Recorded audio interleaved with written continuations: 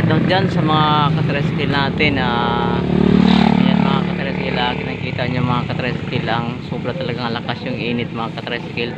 So yung mga tao na yan, ayan o, nagkakarga ng tubo mga katricycle. So ang hirap yan mga katricycle. So naranasan ko yan dati nung wala pa akong lisensya. Yun ang trabaho ko, nag-abuhat ng tubo, tapos doon dadalhin sa taas ng truck. So napakahirap yan mga katricycle.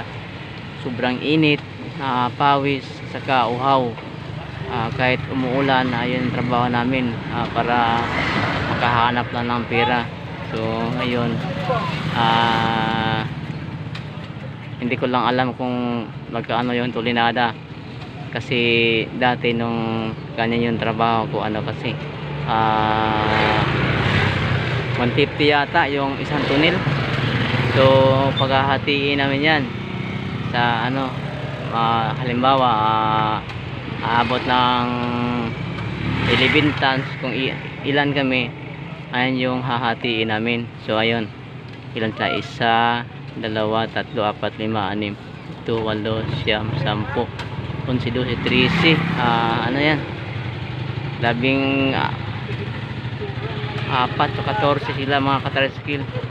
So hirap talaga yung trabaho nila. So ayan yung mga katulad sa akin na mga mahihirap din. So ito sila nagtrabaho sa may asinda, pero mas maganda yan mga katricycle, kasi may sila, may SSS, may PhilHealth at saka Pag-ibig. So ayan, shout out sa mga katricycle natin na nakakaranas ng ganyan trabaho. So maraming salamat sa panonood.